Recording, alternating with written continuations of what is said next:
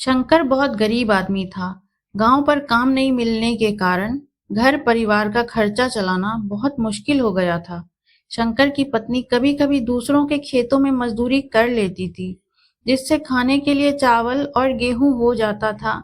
माता-पिता की दवाई, बच्चों की पढ़ाई, परिवार के लिए कपड़े, खाने-पीने की आवश्यक वस्तुएं आदि के लिए पैसे नहीं थे। तो शंकर ने सोचा कि क्यों न शहर में जाकर कोई काम की तलाश किया जाए। गांव से 18 किलोमीटर दूर शहर था। शंकर प्रतिदिन शहर जाता और सुबह से शाम तक वहां रिक्शा चलाता और शाम में घर चला आता था। शंकर की बड़ी बेटी सुषमा पढ़ने में अच्छी थी। एक दिन शंकर अपनी बड़ी बेटी सुषमा को रिक्शे पर बैठाकर शहर के एक बहुत महंगे होटल में पहुंचा। शंकर फटा पुराना कपड़ा पहने हुए था और उसकी बेटी ने स्कूल की ड्रेस पहनी हुई थी, क्योंकि शंकर ने स्कूल से सीधा बेटी को लेकर आया था। जब वो दोनों होटल के अंदर पहुंचे तो वेटर ने पूछा, सर आप क्या खाना पसंद करेंगे? अपना ऑर्डर बता दीजिए। शंकर ने कहा, मेरी बेटी के लिए एक प्लेट मसाला डोसा लेकर के आइए। वेटर ने कहा, सर आप कुछ नहीं लेंगे?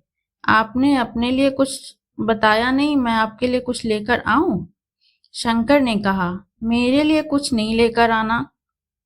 आज मेरी बेटी के लिए पार्टी है। मैंने अपनी बेटी से वादा किया था कि अगर तुम जिले में 10th क्लास में टॉप करोगी तो मैं आपको पार्टी दूंगा।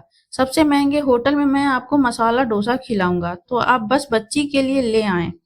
यह बात जब वेटर ने सुनी तो वह दौड़ते हुए अपने होटल के मैनेजर के पास पहुंचा और मैनेजर से कहा, सर मेरी आपसे एक छोटी सी दरख्वास्त है।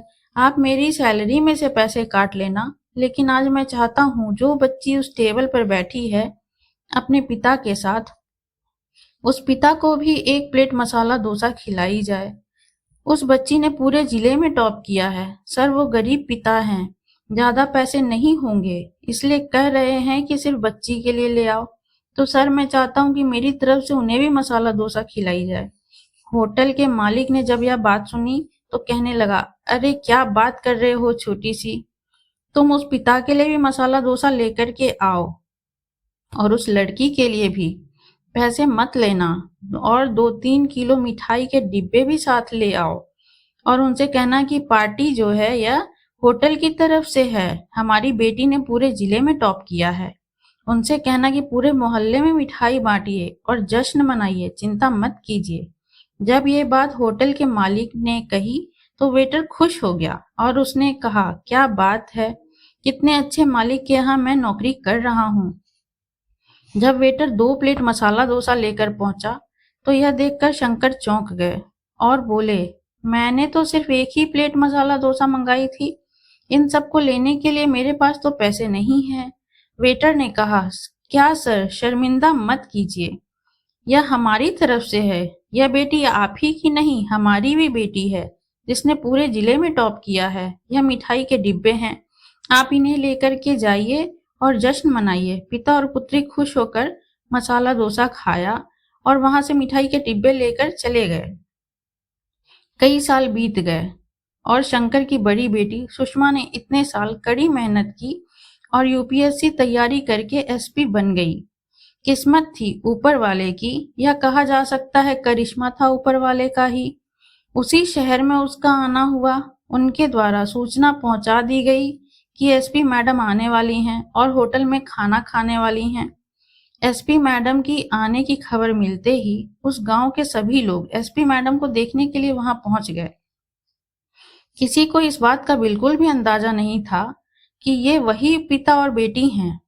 जब एसपी मैडम अपने पिता शंकर के साथ होटल में पहुंची तो उन्होंने होटल के मालिक से कहा कि क्या आपने हमें पहचाना? हम वही पिता पुत्री हैं जो 10th क्लास में टॉप करने पर आपने हमें पार्टी दी थी। हम वही पिता पुत्री आज फिर से आए हैं, आज आपको और आपके पूरे स्टाफ को और पूरे गांव को पार्टी देने के लिए। आपने उस दिन गरीबी का साथ दिया था, गरीबी का सम्मान किया था। आपने उस दिन जो हमें पार्टी दी थी उसने मुझे बताया कि मुझे कितनी और ऊंचाई तक पहुंचना है और मुझे मंजिल तक पहुंचना है। आपने मुझे एक नई प्रेरणा दी थी और मैं आज उसी प्रेरणा का एहसान चुकाने आई हूँ। एसपी मैडम अपने मन की बात कहती जा रही थीं और उनकी आंखों से आंसू बहते जा रहे थे। होटल का मालिक और वेटर दोनों हाथ जोड़कर खड़े थे और कह रहे थे, क्या बात है, ऊपर वाले का आशीर्वाद है। यह कहानी हमें यह सिखाती है कि किसी भी गरीब का मजाक मत उड़ाना और हो सके तो उसकी मदद करना, और अगर मदद ना कर सको तो उसका मजाक मत उड़ाना, क्योंकि ऊपर वाला सब देख रहा है। बनना है तो उसकी नजर में अच्छा बनिए। अगर यह कहानी आपको अच्छी लगी हो तो लाइक एवं सब्सक्राइब करें और इस कहानी से क्या शिक्षा मिली कमेंट में हमें जरूर लिखें। धन्यवाद।